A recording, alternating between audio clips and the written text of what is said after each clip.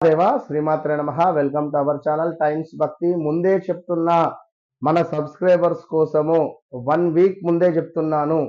So రాబోయే 26వ తారీఖు బుధవారం రోజు మహాశివరాత్రి.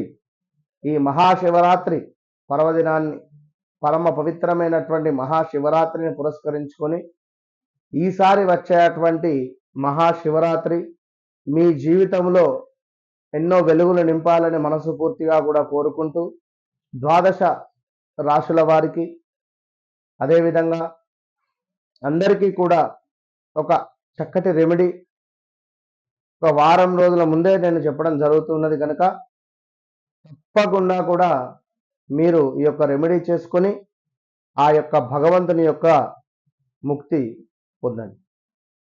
ధనపరమైన, ఆర్థిక పరమైన, అదేవిధంగా ఆరోగ్యపరమైనటువంటి ఇబ్బందులు ఎవరైతే పడుతున్నారో, మనీ బ్లాకేజెస్ ఎవరికైతే ఉన్నాయో, ఆర్థిక పరమైనటువంటి ఇబ్బందులకు సంబంధించి ఖచ్చితంగా 100కు 100% కూడా ఈ మహాశివరాత్రి రోజు మనం చెప్పేటువంటి ఈ యొక్క రెమెడీ చేసుకొని ముక్తి పొందేటువంటి ప్రయత్నం చేయండి.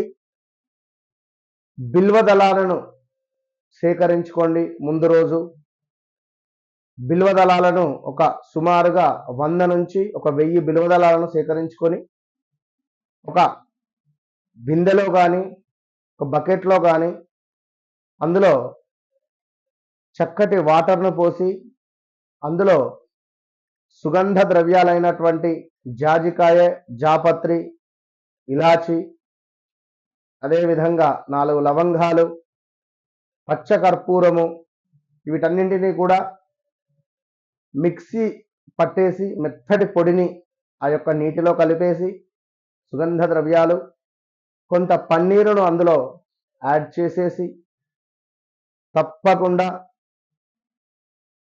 ఇది ఒక 12 గంటలు నీటిలో నానాలి. సుమారుగా కూడా మనం చెప్పినటువంటి యొక్క ద్రవ్యాలతో 12 గంటలు కూడా నీటిలో నానాలి.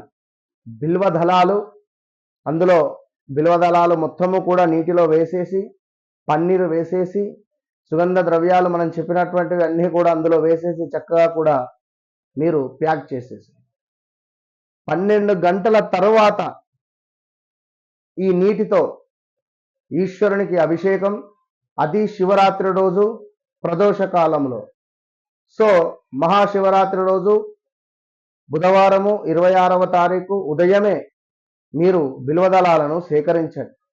బిల్వదళాలను సేకరించి ఉదయం సుమారుగా మీరు 7-8 ప్రాంతంలో మనం చెప్పినటువంటి విధంగా వేసేసి నీటిని పోసేసి మూత పెట్టి పక్కన పెట్టి, ప్రదోషకాలం 4:30-5 ప్రాంతంలో ఆ బిల్వదళాలను మొత్తము కూడా బయటికి తీసేసి, ఆ నీరు ఏదైతే ఉంటుందో ఆ నీటితో అభిషేకం చేసి, ఈ బిల్వదళాలు మొత్తము కూడా ఈశ్వరునికి సమర్పించడం వల్ల అత్యంత అద్భుతమైనటువంటి పుణ్య ఫలాన్ని పొంది మనీ రిలేటెడ్ ఇష్యూస్ అన్నీ కూడా తొలగిపోతాయి.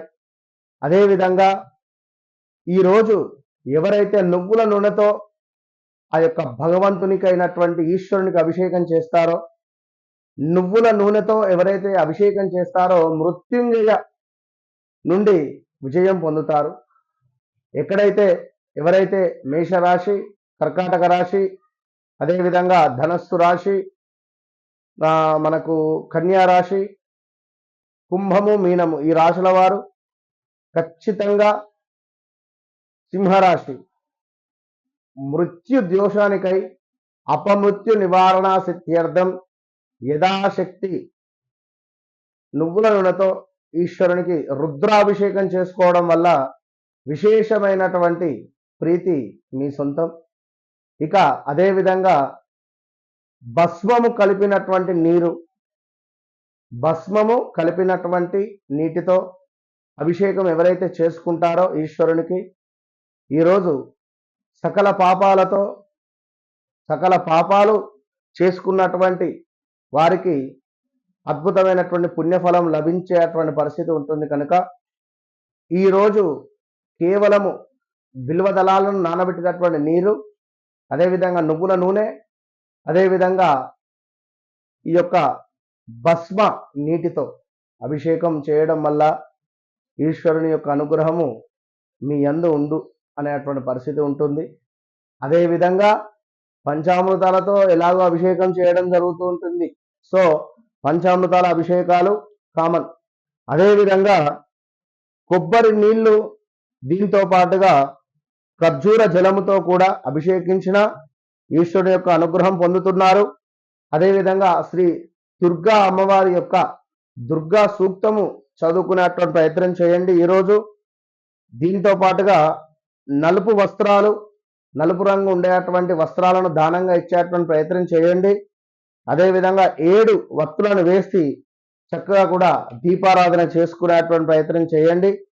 శివ అష్టోత్తరాలు, ఈశ్వరుని యొక్క అష్టోత్తరాలు చదువుకునేటువంటి ప్రయత్నం చేయాలి ఖచ్చితంగా కూడా.